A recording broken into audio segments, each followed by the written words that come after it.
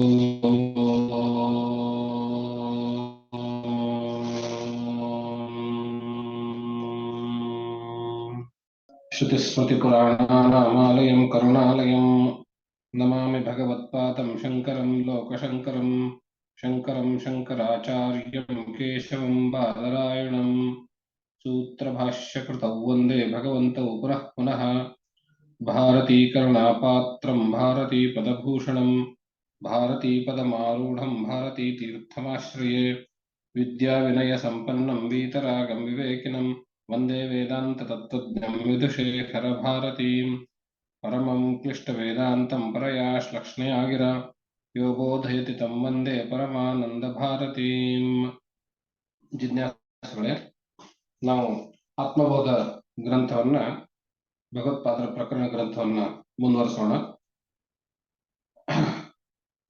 ಮೋಕ್ಷಕ್ಕಾಗಿ, ಸಂಸಾರ ದುಃಖದಿಂದ ಮುಕ್ತಿಗಾಗಿ ನಾವು ಆತ್ಮವನ್ನ ಸ್ಪಷ್ಟವಾಗಿ, ಸರಿಯಾಗಿ, ಶುದ್ಧವಾಗಿ ತಿಳಿದುಕೊಂಡ್ರೆ ಆವಾಗ ನಮಗೆ ಈ ಸಂಸಾರ ದುಃಖದಿಂದ ಮುಕ್ತಿ ಆಗುತ್ತೆ ಅನ್ನೋದನ್ನ ನಿಶ್ಚಯಿಸಿ ಆತ್ಮವನ್ನು ತಿಳಿದುಕೊಳ್ಳೋದಕ್ಕೆ ಹೊರಟಂತಹ ನಾವು ಆತ್ಮ ಮುಂಚೆ ಏನೇನಲ್ಲ ಅಂತಂಬುದಾಗಿ ತಿಳಿದುಕೊಂಡು ಆಮೇಲೆ ಆತ್ಮವು ಇದ್ಯಾವುದಕ್ಕೂ ಸ್ಥೂಲ ಸೂಕ್ಷ್ಮ ಕಾರಣ ಶರೀರಗಳಿಗೂ ಹೊರತಾಗಿರೋದು, ಪಂಚಕೋಶಗಳಿಗೂ ಹೊರತಾಗಿರೋದು, ತೀರ ಒಳಗಡೆ ಇರುವಂತಹದ್ದು ಆತ್ಮ.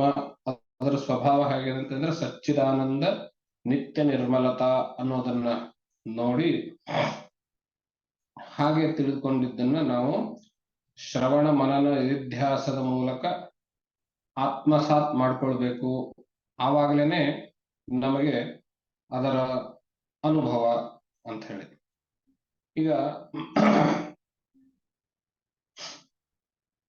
ಆತ್ಮಸಾತ್ ಮಾಡ್ಕೊಳ್ಳೋದು ಅಂತಂದ್ರೆ ಹೇಗೆ ಅಂತ ನೋಡಿದ್ರೆ, ಈ ಕೃಷಿ ಬಗ್ಗೆ, ಕೃಷಿ ಅಂತಂದ್ರೆ ಯಾವುದೇ ಒಂದು ಶಾಸ್ತ್ರ ತೆಗೆದುಕೊಳ್ಳಿ. ಉದಾಹರಣೆಗೆ ಕೃಷಿ, ಹೀಗೆ ಮುಂಚೆ ಭೂಮಿ ಹಸನ್ ಮಾಡ್ಬೇಕು, ಆಮೇಲೆ ಬಿತ್ತಬೇಕು, ಆಮೇಲೆ ನೀರ್ ಕೊಡ್ಬೇಕು, ಆಮೇಲೆ ಗೊಬ್ಬರ ಹಾಕ್ಬೇಕು, ಆಮೇಲೆ ಇಷ್ಟು ರಕ್ಷಣೆ ಕೊಡ್ಬೇಕು, ಆಮೇಲೆ ಬೀಜ ಬಂದಾಗ ಹೀಗ್ ಮಾಡ್ಬೇಕು. ಇದನ್ನೆಲ್ಲ ತಿಳ್ಕೊಂಡ್ಬಿಟ್ರೆ ಸಾಕೆ. ಅದನ್ನೆಲ್ಲ ನಾವು ಮಾಡ್ದಾಗ ತಾನೆ ಆ ಫಲ ಸಿಗೋದು ನಮಗೆ. ಹಾಗೆ ಕೇವಲ ನಾವು ಆತ್ಮ ಹಾಗಿದೆ ಹೀಗಿದೆ ಅಂತ ಸ್ವಭಾವ ಸಚ್ಚಿದಾನಂದತ್ವ ನಿತ್ಯ ನಿರ್ಮಲತಾತ್ಮನಃ ಅನ್ನೋದನ್ನ ಅಷ್ಟು ತಿಳ್ಕೊಂಡ್ಬಿಟ್ರೆ ಸಾಕೆ. ಅದನ್ನ ಆತ್ಮಸಾತ್ ಮಾಡ್ಕೊಳ್ಬೇಕು ಅಂತ ಹೇಳಿದ್ರೆ ಶ್ರವಣ ಮನನ ನಿಧಿಧ್ಯಾಸನಗಳು ಮಾಡ್ಬೇಕು. ಶ್ರವಣ, ಉಪದೇಶ. ಯಾವ್ದರ ಶ್ರವಣ? ತತ್ವಮಸ್ಯಾದಿ ಮಹಾವಾಕ್ಯಗಳ ಶ್ರವಣ. ಆ ಮಹಾವಾಕ್ಯಗಳು ಅಂದ್ರೆ ಏನು? ಉಪನಿಷತ್ತಿನ ಸಾರವನ್ನ ತಿಳಿ ಹೇಳುವಂತಹ 4 ಮಹಾವಾಕ್ಯಗಳು.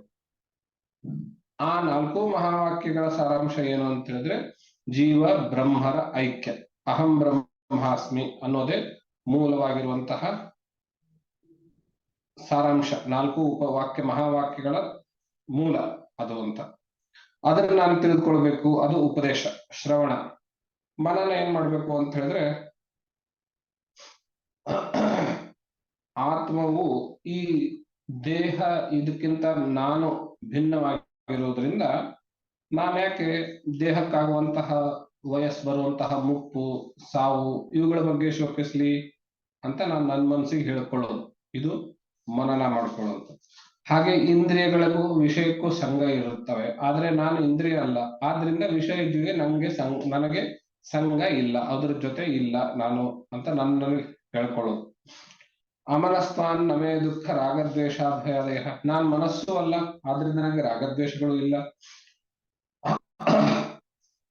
ನಾನು ಹಾಗಾದ್ರೆ ಹೇಗಿದ್ದೀನಿ? ನಿರ್ಗುಣ, ತ್ರಿಗುಣಾತೀತನಾಗಿದ್ದೇನೆ, ನಿಷ್ಕ್ರಿಯ, ಕರ್ತ ಅಲ್ಲ, ನಿತ್ಯನಾಗಿದ್ದೇನೆ, ನಿರ್ವಿಕಲ್ಪ. ಮನಸ್ಸೇ ನಾನಲ್ಲ ಅಂದ್ಮೇಲೆ ಮನಸ್ಸಿನಲ್ಲಿರುವಂತಹ ಸಂಕಲ್ಪ ವಿಕಲ್ಪಗಳು ನನ್ನಲ್ಲಿಲ್ಲ. ನಿರಂಜನ, ಯಾವುದರ ಲೇಪವೂ ನನಗಿಲ್ಲ. ನಿರ್ವಿಕಾರ, ನಾನು ಯಾವುದೇ ವಿಕಾರ ಆಗೋದಿಲ್ಲ, ಆಕಾರವೂ ನನಗಿಲ್ಲ. ನಿತ್ಯ ಮುಕ್ತನಾಗಿದ್ದೇನೆ, ಯಾವತ್ತಿನೂ ನಾನು ಬಂಧನದಲ್ಲಿ ಇಲ್ಲ ಎಂಬುದಾಗಿ ನಿರ್ಮಲನಾಗಿದ್ದೇನೆ, ನನ್ನನ್ನು ನಾನೇ ಹೇಳ್ಕೊಳ್ಳುವಂಥದ್ದು.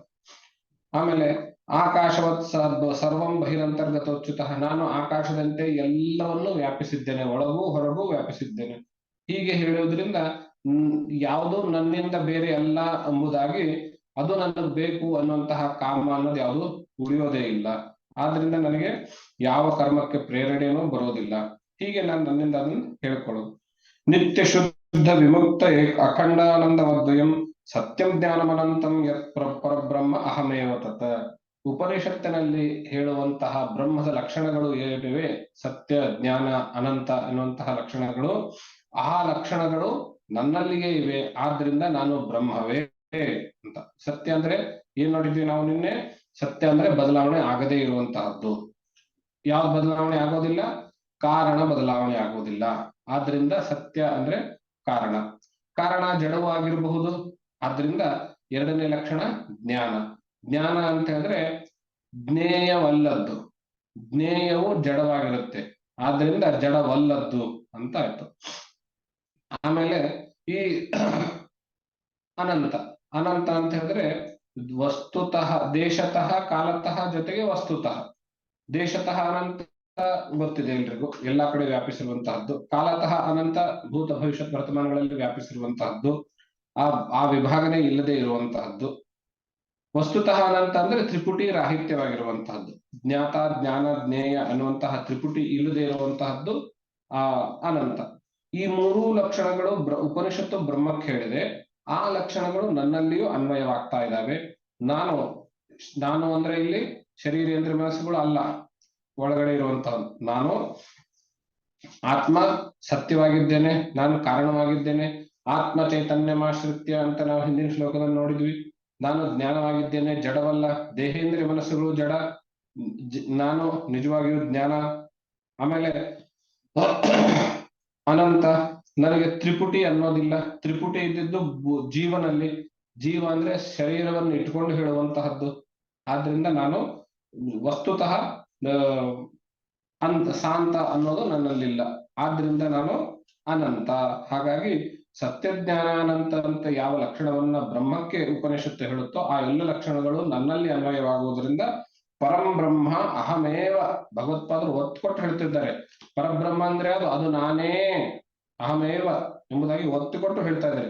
ಸುಮ್ನೆ ಅಂದಾಜ್ಮೇಲೆ ಹೇಳಿದ್ದಲ್ಲ, ಸುಮ್ನೆ ನಾನು ಅಂತ ತಿಳ್ಕೊ ಅಂತ ಹೀಗೆ ಹೇಳಿದ್ದಲ್ಲ, ನಾನೇ ಎಂಬುದಾಗಿ ಒತ್ತು ಕೊಟ್ಟು ಹೇಳಿದ್ದಾರೆ. ಅಂತಹದ್ದನ್ನ ನಾನು ತಿಳ್ಕೊಂಡು ಹೀಗೆ ನಿರಂತರವಾಗಿ ಮನನ ಮಾಡ್ತಾ ಇರೋದ್ರಿಂದ ಏವಂ ನಿರಂತರ ಅಭ್ಯಸ್ತ ಬ್ರಹ್ಮೈವಾಸ್ಮೀತಿ ವಾಸನ. ಹಾಗೇನೆ ಅದನ್ನೇ ನಾನು ಮೇಲಿಂದ ಹೇಳ್ತಾ ಇರೋದ್ರಿಂದ ಅವಾಗ ಏನಾಗುತ್ತೆ, ನನ್ನ ಬ್ರಹ್ಮೈವಾಸ್ಮಿ, ನಾನೇ ಬ್ರಹ್ಮ ಎಂಬುದಾಗಿ ವಾಸನೆ ಹುಟ್ಕೊಳುತ್ತೆ ಅಂತ. ವಾಸನೆ ಅಂದ್ರೆ ಏನು? ಯಾವುದು ಮೇಲಿನ ಮೇಲೆ ನಾವು ಮನಸ್ಸಿಗೆ ಹೇಳುತ್ತೇವೆಯೋ ಮನಸ್ಸು ಆ ತರದ ಕರ್ಮಗಳನ್ನೇ ಮಾಡೋದಕ್ಕೆ ಪ್ರೇರೇಪಿಸ್ತದೆ, ಅದು ವಾಸನೆ. ನಾನೇ ಬ್ರಹ್ಮ ಅಂತ ಹೇಳುವುದರಿಂದ ಮನಸ್ಸು ಬ್ರಹ್ಮವಾಗಿರೋದನ್ನೇ ಪ್ರೇರೇಪಿಸ್ತದೆ, ಬ್ರಹ್ಮವಾಗಿಯೇ ಇರೋದನ್ನ ಪ್ರೇರೇಪಿಸ್ತದೆ. ಏನು ಬ್ರಹ್ಮವಾಗಿರೋದು ಅಂದ್ರೆ ಹರತ್ಯವಿದ್ಯಾ ವಿಕ್ಷೇಪಾನ್. ಅವಿದ್ಯೆಯಿಂದ ಬಂದಿರುವಂತಹ ತಪ್ಪು ತಿಳುವಳಿಕೆಗಳು ಅಂತೇನಿವೆ ಅವೆಲ್ಲವೂ ಹರತಿ, ನಾಶ ಆಗ್ತವೆ. ಯಾವ ರೀತಿ ಔಷಧ ಕುಡಿಯುವುದರಿಂದ ರೋಗ ನಾಶವಾಗ್ತದೆಯೋ ಹಾಗೆ ಅಹಂ ಬ್ರಹ್ಮಾಸ್ಮಿ, ಅಹಮೈವ ಬ್ರಹ್ಮ, ಪರಂ ಬ್ರಹ್ಮ ಅಹಮೇವ ಅಂತ ಹೇಳ್ತಾ ಮೇಲಿನ ಮೇಲೆ ಹೇಳ್ತಾ ಇರೋದ್ರಿಂದ ಅವಿದ್ಯೆಯಿಂದ ಬಂದಿರುವಂತಹ ವಿಕ್ಷೇಪಗಳು, ಯಾವ್ಯಾವುದು? ಈ ಶರೀರ ಅಂತ ನಾನು ಅಂತ ತಿಳ್ಕೊಂಡು ಈ ಶರೀರಕ್ಕೊಂದು ಹೆಸರು, ಗೋತ್ರ, ಕುಲ, ಆಮೇಲೆ ಈ ಶರೀರದ ಅಳತೆ, ತೂಕ, ಅದನ್ನೆಲ್ಲ ನಾನು ಅಂತ ಇಟ್ಕೊಂಡು ಅದಕ್ಕೆ ಸಂಬಂಧಪಟ್ಟಂತಿರುವ ಇದು ಹೆಂಡತಿ ನಾನು, ಅದಕ್ಕೆ ಸಂಬಂಧಪಟ್ಟಂತೆ ಈ ದ್ರವ್ಯಗಳು, ಸಂಪತ್ತು ನಾನು, ಮನೆ ನಾನು, ಇತ್ಯಾದಿಗಳು ಏನಿದಾವೆ ಅದೆಲ್ಲವೂ ಹೊರಟು ಹೋಗ್ತದೆ. ಎಲ್ಲವೂ ನಾನೇ ಅಂತ ಆದ್ಮೇಲೆ ನನಗೆ ಹೊರತಾದ ಯಾವುದೂ ಇಲ್ಲ, ಆದ್ರಿಂದ ನಾನು ಪಡ್ಕೊಳ್ಬೇಕಾದ್ದು ಯಾವುದೂ ಇಲ್ಲ ಅನ್ನುವಂತಹದ್ದು. ಆ ಕಾಮನೂ ಇಲ್ಲ, ಕಾಮಕ್ಕೆ ಪೂರಕವಾಗಿ ಕರ್ಮನೂ ಇಲ್ಲ ಅಂತ ಆಗ್ತದೆ. ಇಷ್ಟು ಮನನ ಆದ್ಮೇಲೆ ನಿಧಿಧ್ಯಾಸ ಅಂತ ಹೇಳಿದ್ರೆ ಹೀಗೆ ಹೇಳ್ಕೊಂಡಿರೋದನ್ನ, ನನ್ನ ಮನಸ್ಸಿಗೆ ನಾನು ಹೇಳ್ಕೊಂಡಿರೋದನ್ನ ಸುಮ್ನೆ ಈಗ ನೀವು ತಾವು ಗಮನಿಸಿರಬಹುದು. ಕಳೆದ ತಿಂಗಳು ಅಯೋಧ್ಯೆಯಲ್ಲಿ ರಾಮ ಪ್ರತಿಷ್ಠೆ ಆಗಿರೋದ್ರಿಂದ ಅದಕ್ಕೆ ಸಂಬಂಧಪಟ್ಟಂತೆ ನೀವು ಯಾವುದೇ ಮೊಬೈಲ್ ಅಲ್ಲಿ, ಯಾವುದೇ ಸೋಷಿಯಲ್ ಮೀಡಿಯಾ ಪ್ಲಾಟ್ಫಾರ್ಮ್ ಅಲ್ಲಿ, ಚಾನೆಲ್ಗಳಲ್ಲಿ, ಪೇಪರ್ಗಳಲ್ಲಿ ಎಲ್ಲಿ ನೋಡಿದ್ರು ಅಲ್ಲಿಯೂ ರಾಮನದ್ದೇ ಹಾಡುಗಳು, ರಾಮನದ್ದೇ ವಿಗ್ರಹ, ರಾಮನ ದೇವಸ್ಥಾನ ಇತ್ಯಾದಿಗಳು. ಸ್ವಲ್ಪ ದಿವಸ ಮುಗಿದ ಮೇಲೆ ಇವಾಗ ಎಲೆಕ್ಷನ್ ಹತ್ರ ಬರ್ತದೆ, ಆವಾಗ ರಾಮನ ಹಾಡುಗಳೆಲ್ಲವೂ ಹಿಂದೆ ಹೋಗ್ತದೆ, ಎಲೆಕ್ಷನ್ ಸಂಬಂಧಪಟ್ಟಿರೋ ವಿಚಾರಗಳೇ ಮುಂದೆ ಬರ್ತಾ ಇರ್ತವೆ. ಅದಾದ್ಮೇಲೆ ಮತ್ತೊಂದೇನೋ ಬರ್ತದೆ, ಹಾಗೆ ಬರ್ತಾ ಇರ್ತದೆ. ನಮ್ಮ ಮನಸ್ಸು ಹೀಗೇನೆ ಕೆಲಸ ಮಾಡೋದು. ನಾವು ಬಹಳ ಕಷ್ಟಪಟ್ಟು ನಾನು ಈ ಶರೀರೇಂದ್ರಿಯ ಮನಸ್ಸುಗಳಲ್ಲ, ನಾನು ನಿತ್ಯ ನಿರ್ಮಲವಾಗಿರುವಂತಹ ಆತ್ಮ ಅಂತ ನನ್ನ ಮನಸ್ಸಿಗೆ ಹೇಳಿ ಮನದಟ್ಟು ಮಾಡಿ ಸುಮ್ಮನಿದ್ ಬಿಟ್ರೆ ಮತ್ತೆ ಪುನಃ ಹಳೆ ಚಾಳಿಗೆ ಹೋಗ್ಬಿಡ್ತದೆ. ಹಳೆ ಚಾಳಿ ಅಂದ್ರೆ ಏನು? ಈ ಶರೀರೇಂದ್ರಿಯ ಮನಸ್ಸುಗಳೇ ನಾನು ಎಂಬಂತಹ ಆ ತಿಳುವಳಿಕೆಗೆ ವಾಪಸ್ ಹೋಗ್ಬಿಡ್ತದೆ. ಯಾಕೆಂದ್ರೆ ಮನಸ್ಸು ಮೇಲಿನ ಮೇಲೆ ಹೇಳ್ತಾನೆ ಹೇಳ್ಬೇಕು ಮತ್ತು ಆತ್ಮಸಾತ್ ಮಾಡ್ಕೊಳ್ಬೇಕು. ಅದು ಎಷ್ಟು ಮಟ್ಟಿಗೆ ಮನಸ್ಸಿಗೆ ಗಟ್ಟಿಯಾಗಿ ಮಾಡ್ಕೊಳ್ಬೇಕು ಅಂತ ಹೇಳಿದ್ರೆ, ಇವಾಗ ನಿಮ್ಮ ಹೆಸರು ನಿಮಗೆ ಹೇಗೆ ಅಂಟುಕೊಂಡಿದೆಯೋ ಹಾಗೆ ನಾನೇ ಬ್ರಹ್ಮ ಎಂಬುದಾಗಿ ಅಂಟುಕೊಂಡಿರ್ಬೇಕು. ಅದು ನಿಧಿಧ್ಯಾಸ. ಇವಾಗ ಹೆಸರು 12ನೇ ದಿವಸದಿಂದ ಹಿಡಿದುಕೊಂಡು ಆ ಹೆಸರು ನಮಗೆ ಕೂಗಿ ಕೂಗಿ ಕೂಗಿ ಕೂಗಿ ಕೂಗಿ ನಮಗೆ ಆ ಹೆಸರು ಹೇಳಿದ ತಕ್ಷಣ ಅದೇ ಹೆಸರು ಇನ್ನೊಬ್ಬ ವ್ಯಕ್ತಿ ಇದ್ರೂ ನಾವು ಥಟ್ಟಂತ ತಿರುಗಿ ನೋಡ್ತೇವೆ. ಹಾಗೆ ನಮಗೆ ಅಂಟಿಕೊಂಡು ಅದು ಹೆಸರು ಆತ್ಮಸಾತ್ ಆಗಿದೆ, ಅಂಟಿಕೊಂಡ್ಬಿಟ್ಟಿದೆ. ಹಾಗಾಗಿರುವುದರಿಂದ ನಾವು ಅದನ್ನು ತಿರುಗಿ ನೋಡ್ತೇವೆ. ಈ ನಾನು ಈ ಶರೀರೇಂದ್ರಿಯಗಳೆಲ್ಲ ಆತ್ಮವೇ ನಾನು, ಪರಬ್ರಹ್ಮವೇ ನಾನು ಎಂಬುದಾಗಿ ಅದರಂತೆ ಅಂಟಿಕೊಳ್ಬೇಕು. ಅದು ಹೇಳಿದ್ದನ್ನು ಮನದಟ್ಟು ಮಾಡಿದ್ದನ್ನು ಮರೆಯದಂತೆ ನೋಡ್ಕೊಳ್ಬೇಕು. ಮೇಲಿನ ಮೇಲೆ ನಿರಂತರವಾಗಿ ಅದನ್ನೇ ಪ್ರಾಕ್ಟೀಸ್ ಅಲ್ಲಿ ಇಟ್ಕೊಳ್ಬೇಕು. ಅವಾಗ ಮರೆಯೋದಿಲ್ಲ. ಯಾಕೆ ಹೆಸರು ಯಾಕೆ ಮರೆಯೋದಿಲ್ಲ? ನಿರಂತರವಾಗಿ ಯಾರಾದ್ರೂ ಕೂಗ್ತಾನೆ ಇರ್ತಾರೆ, ಆದ್ರಿಂದ ಅದು ಮರೆಯೋದಿಲ್ಲ ಅಲ್ವಾ? ಶಾಲೆಗಳಲ್ಲಿ ಕಲ್ತಿರೋದು ಇವಾಗ ಹೈಸ್ಕೂಲಲ್ಲಿರೋ ಮೇಸ್ಟರ್ಗಳ ಹೆಸರು ಕಾಲೇಜ್ ವರೆಗೂ ಬರುವವರೆಗೂ, ಡಿಗ್ರಿ ಕಾಲೇಜ್ ವರೆಗೂ ಅಥವಾ ಒಂದು ಇದರಲ್ಲಿ ಬರುವವರೆಗೂ, ಜಾಬ್ ಅಲ್ಲಿ ಸೇರೋವರೆಗೂ ನೆನಪಿರ್ತದೆ. ಆಮೇಲೆ ನೆನಪಿರೋದಿಲ್ಲ. ಗೆಳೆಯರ ಹೆಸರು ಬಹಳ ವರ್ಷ 25-30 ವರ್ಷ ಆದ್ಮೇಲೆ ನೆನಪಿರೋದಿಲ್ಲ. ಅಂದ್ರೆ ನಾವು ಯಾವ್ದನ್ನ ಮೇಲಿನ ಮೇಲೆ ನಿರನಿತ್ಯದ ಚಟುವಟಿಕೆನಲ್ಲಿ ಅಳವಡಿಸ್ಕೊಳ್ತೇವೆ, ಅದು ಆತ್ಮಸಾತ್ ಮಾಡಿಕೊಳ್ಳೋದು. ಮನದಟ್ಟು ಮಾಡಿರೋದನ್ನು ಕೂಡ ತುಂಬಾ ಆತ್ಮೀಯ ಗೆಳೆಯನಾಗಿದ್ರು ಕೂಡ ಬಹಳ ದಿವಸ ಸಂಪರ್ಕ ಇಲ್ಲದೆ ಇದ್ರೆ ಅವನ ಹೆಸರು ಮರೆಯೋ ಸಾಧ್ಯತೆ ಇರ್ತದೆ, ಆಗತ್ತೆ ಅಂತದ್ದು ಅಲ್ವಾ? ಹಾಗೆ ನಾವು ಎಷ್ಟು ಕಷ್ಟಪಟ್ಟು ಕ್ಲಾಸ್ಗಳನ್ನ ಕೇಳಿ ಅಲ್ಲಿ ಹೇಳಿರುವಂತಹದ್ದು ವಿಚಾರವನ್ನ ಮನಸ್ಸಿಗೆ ತಿಳಿದುಕೊಂಡು ಆಮೇಲೆ ಕ್ಲಾಸ್ ಮುಗಿದ್ಮೇಲೆ ಮತ್ತೆ ಬೇರೆ ನಮ್ಮ ಸಂಸಾರದ ಕಡೆ ಆ ಕಡೆ ಈ ಕಡೆ ಹೋಗಿದ್ಮೇಲೆ 1-3 ತಿಂಗಳಾದ್ಮೇಲೆ ಅಯ್ಯೋ ಆ ಕ್ಲಾಸ್ ಅಲ್ಲಿ ಏನೋ ಹೇಳಿದ್ರಲ್ಲ, ಇದೇನೋ ಕೇಳಿದ ಹಾಗಿದೆಯಲ್ಲ ಅನ್ನೋ ಸ್ಥಿತಿ ಬರುತ್ತೆ. ಆ ಹಂತಕ್ಕೆ ನಾವು ಹೋಗ್ಬಾರ್ದು. ಅಂದ್ರೆ ಕಂಟಿನ್ಯೂಟಿ ಇರ್ಬೇಕು. ಅದನ್ನ ನಿರಂತರವಾಗಿ ಅದನ್ನೇ ನಾವು ಅಳವಡಿಸ್ಕೊಂಡು ಹೋಗ್ತಾ ಇರ್ಬೇಕು. ಹಾಗೆ ಮಾಡುವಂತಹದ್ದೇ ನಿಧಿಧ್ಯಾಸನ. ಆ ನಿಧಿಧ್ಯಾಸನ ಮಾಡ್ಬೇಕು ಅಂತ ಹೇಳಿದ್ರೆ ಆ ಹಂತಕ್ಕೆ ತಲುಪಬೇಕು. ಅದು ಯಾವಾಗ್ಲೂ ನನ್ನ ಹೆಸರು ನನಗೆ ಹೇಗೆ ಅಂಟ್ಕೊಂಡಿದೆ ಹಾಗೆ ನಾನೇ ಬ್ರಹ್ಮ ಅನ್ನೋದು ನನ್ನ ಮನಸ್ಸಿಗೆ ಅಂಟ್ಕೋಬೇಕು. ಹಾಗೆ ಮಾಡ್ಬೇಕು ಅಂತ ಹೇಳಿದ್ರೆ ನಿಧಿಧ್ಯಾಸನ ಮಾಡ್ಬೇಕು. ಇವಾಗ ನಾನು ಏನ್ ತಿಳಿದುಕೊಂಡಿದ್ದೇನೋ ಅದನ್ನೇ ನಾನು ಆಚರಣೆಯಲ್ಲೂ ಇದ್ರೆ ಆ ತಿಳ್ಕೊಂಡಿರೋದು ಮನಸ್ಸಿನಲ್ಲಿ ಬಹಳ ಗಟ್ಟಿಯಾಗಿ ಉಳಿಯುತ್ತೆ. ಇನ್ನೊಂದ್ ಬಾರಿ ಕೇಳಿಸ್ಕೊಳ್ಳಿ. ನಾನ್ ಏನ್ ತಿಳಿದುಕೊಂಡಿದ್ದೀನೋ ಅದನ್ನೇ ನನ್ನ ಆಚರಣೆಯಲ್ಲಿಯೂ ಇದ್ರೆ ಅದು ಯಾವತ್ತಿಗೂ ಅಳಸೋಗೋದಿಲ್ಲ. ನೀವು ಹೇಗೆ ತಿಳ್ಕೊಂಡಿರೋದು ಆಚರಣೆಯಲ್ಲೇ ಇರೋದು ಅಂದ್ರೆ ತೀರಾ ಮನದಟ್ಟು ಮಾಡಿ ಗಟ್ಟಿಯಾಗಿ ತಿಳ್ಕೊಂಡಿರೋದು ಅಂದ್ರೆ ಏನು? 2 ಉದಾಹರಣೆ ಕೊಡ್ತೇನೆ ನಿಮ್ಗೆ. ನಿಧಿಧ್ಯಾಸನ ಅಂದ್ರೆ ಹೇಗಿರುತ್ತೆ ಅಂತ, ಎಷ್ಟು ಆಳವಾಗಿ ಮನಸ್ಸಿನಲ್ಲಿ ಊರಿರುತ್ತೆ ಅಂತ. ಇವಾಗ ಒಬ್ಬ ಫಿಸಿಕ್ಸ್ ಮೇಸ್ಟ್ರು ಪೆಂಡುಲಮ್ ಬಗ್ಗೆ ಹೇಳ್ತಾ ಇದ್ದಾರೆ. ಪೆಂಡುಲಮ್ ಲಕ್ಷಣ ಏನು ಅಂತ ಹೇಳಿದ್ರೆ, ಆ ಪೆಂಡುಲಮ್ ಒಂದು ದಾರ ಕಟ್ಟಿ ಕೆಳಗಡೆ ಗೋಲಾಗಿರೋದು ಭಾರದೊಂದು ಏನ್ ಕಟ್ಟಿರ್ತಾರೆ, ಅದು ಹೀಗೆ ಎಳೆದುಕೊಂಡು ಈ ಕಡೆ ಒಂದು ಪಾಯಿಂಟ್ ಇಂದ ಬಿಡ್ತಾರೆ. ಆ ಪಾಯಿಂಟ್ ಮಾರ್ಕ್ ಮಾಡಿ ಅದು ಹೀಗೆ ಈ ಕಡೆ ಹೋಗಿ ಮತ್ತೆ ಪುನಃ ವಾಪಸ್ ಎಲ್ಲಿವರೆಗೆ ಬರ್ತದೆ ಅಂದ್ರೆ ಸ್ಟಾರ್ಟಿಂಗ್ ಪಾಯಿಂಟ್ ಇತ್ತಿಲ್ಲ ಅದಕ್ಕಿಂತ ಆಚೆ ಹೋಗೋದೇ ಇಲ್ಲ ಅದು. ಇದು ಪೆಂಡುಲಮ್ ಬಗ್ಗೆ ತಿಳುವಳಿಕೆ. ಇದಕ್ಕಿಂತ ಆಚೆ ಹೋಗೋದಿಲ್ಲ. ಇದು ತಿಳುವಳಿಕೆ, ಶ್ರವಣ. ಇದು ನಿಧಿಧ್ಯಾಸನ ಹೇಗಾಗತ್ತೆ ಅಂತ ಹೇಳಿದ್ರೆ, ಆ ಪೆಂಡುಲಮ್ಗೆ ಈ ಕಡೆ ಒಂದು ಸೂಜಿ, ಗುಂಡು ಸೂಜಿ, ಏನಾದ್ರೂ ಒಂದು ಚೂಪಾಗಿರುವಂತಹ ಸೂಜಿ ಅದಕ್ಕೆ ಚುಚ್ಚಿಟ್ಕೊಳ್ಳಿ. ಆ ಪೆಂಡುಲಮ್ ಬಿಡೋ ಸ್ಥಾನದಿಂದ ಕರೆಕ್ಟ್ ಆಗಿ 1 ಸೆಂಟಿಮೀಟರ್ ಹಿಂದೆ